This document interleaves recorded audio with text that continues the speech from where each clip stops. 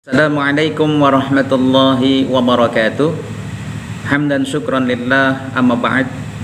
Para sahabat sekalian yang dimuliakan Allah Subhanahu wa taala, di pagi yang berbahagia ini saya senantiasa berdoa mudah-mudahan para sahabat sekalian dalam kondisi sehat lahir batin, dan apabila ada dari sahabat kita yang saat ini sedang sakit, mari kita doakan mudah-mudahan penyakitnya segera diangkat oleh Allah Subhanahu wa taala dan kesehatannya dikembalikan seperti sedia kala.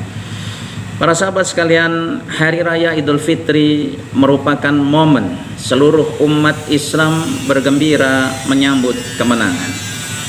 Tetapi Islam juga mengajarkan tentang beberapa hal agar ketika kita mengisi saat-saat lebaran tersebut tidak hanya diwarnai dengan kegembiraan, tetapi hari raya Idul Fitri itu juga bernilai ibadah buat kita. Hal apa saja yang dapat kita lakukan di hari raya Idul Fitri yang insya Allah bernilai ibadah buat kita? Kita simak para sahabat sekalian. Jumpa dengan kami channel Hobi Dakwah. Jangan lupa di subscribe ya. Terima kasih. Para sahabat sekalian, hal yang pertama yang dapat kita lakukan di hari raya Idul Fitri adalah tentunya melaksanakan sholat Idul Fitri. Adapun hukum melaksanakan sholat Idul Fitri berdasarkan pendapat dari madhab Syafi'i adalah sunnah yang dikukuhkan. Sedangkan berdasarkan pendapat dari Imam Ahmad bin Hanbal, sholat Idul Fitri adalah fardu kifayah. Berbeda dengan pendapat dari Imam Abu Hanifah. Ya, sholat Idul Fitri pendapat beliau adalah wajib. Para sahabat sekalian, Rasulullah Shallallahu Alaihi Wasallam pernah suatu kali memerintahkan kepada para sahabat untuk mengeluarkan para wanita-wanita yang baru beranjak dewasa, lalu wanita-wanita yang di dalam pingitan, dan juga wanita-wanita yang sedang haid untuk menuju tempat sholat. Tetapi bagi wanita haid, menuju tempat sholat bukan untuk melaksanakan sholat, tetapi untuk mengangkat syiar. Lalu hal yang kedua yang dapat kita lakukan di hari raya Idul Fitri adalah sebelum kita berangkat disunnahkan untuk makan terlebih dahulu. Berbeda dengan sholat Idul Adha.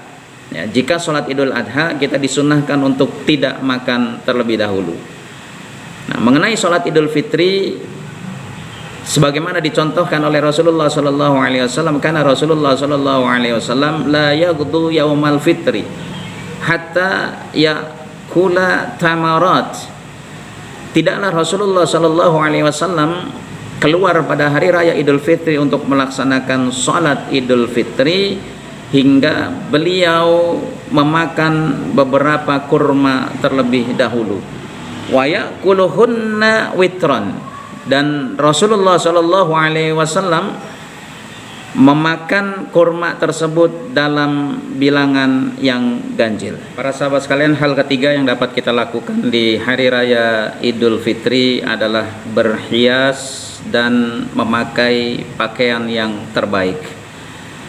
Ada riwayat yang disebutkan dalam kitab Bulughul Maram, diriwayatkan oleh Imam Bukhari, bahwa Nabi Shallallahu Alaihi Wasallam memiliki baju khusus untuk beliau pakai di hari Jumat dan di saat beliau menyambut tamu. Dan juga ada satu riwayat yang diriwayatkan oleh Ibnu Khuzaimah dalam kitab sahihnya, jubbatun yalbasuha lil aidain wa yaumil jumu'ah. Adalah Nabi Shallallahu Alaihi Wasallam memiliki jubah khusus yang beliau gunakan untuk Idul Adha, Idul Fitri, dan juga untuk digunakan pada hari Jumat. Perlu sahabat catat dalam hal ini adalah kita disunahkan untuk memakai pakaian yang terbaik. Jadi bukan pakaian yang baru. Ya, ada sebagian orang memaksakan diri untuk membeli pakaian baru, padahal yang disunahkan adalah pakaian yang terbaik. Jadi Jadi apabila kita memiliki pakaian banyak di rumah, maka pilihlah yang terbaik untuk kita pakai. Jadi sekali lagi, bukan pakaian yang baru yang memaksa kita untuk membeli pakaian tersebut. Para sahabat sekalian, hal yang keempat yang dapat kita lakukan di hari raya Idul Fitri adalah bertakbir dari rumah menuju tempat sholat Idul Fitri. Ketika puasa Ramadan telah sempurna, kita diperintah oleh Allah Subhanahu wa taala untuk mensyukurinya dengan memperbanyak takbir. Sebagaimana Allah Subhanahu wa taala berfirman dalam Quran surat Al-Baqarah ayat 185, A'udzu billahi minasyaitonir rajim, walitukmilul iddata walitukabbirullaha ala ma hadakum wa la'allakum tashkurun. Dan hendaklah kamu mencukupkan bilangan Ramadan, dan hendaklah kamu mengagungkan Allah atas petunjuknya yang diberikan kepada kamu agar kamu bersyukur. Dan juga ada satu riwayat yang diriwayatkan oleh Ibnu Abi Syaibah, kana sallallahu alaihi wasallam yakhruju yaumal fitri fayukabbiru hatta ya'tiyal musalla wa hatta yaqdiyas shalah.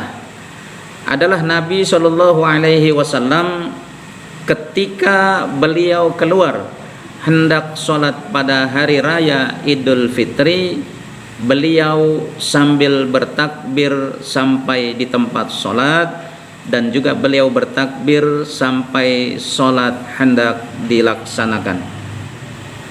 Para sahabat sekalian, hal kelima yang dapat kita lakukan di hari raya Idul Fitri adalah saling mengucapkan selamat.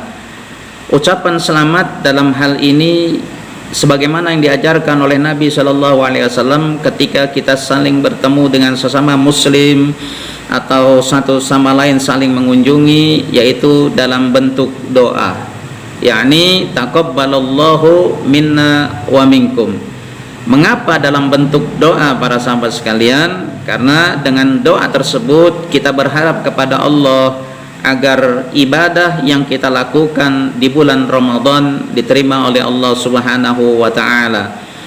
Dan perlu kita catat bahwa tidak ada satupun dari kita yang bisa menjamin ibadah kita di bulan Ramadan diterima oleh Allah Subhanahu wa taala.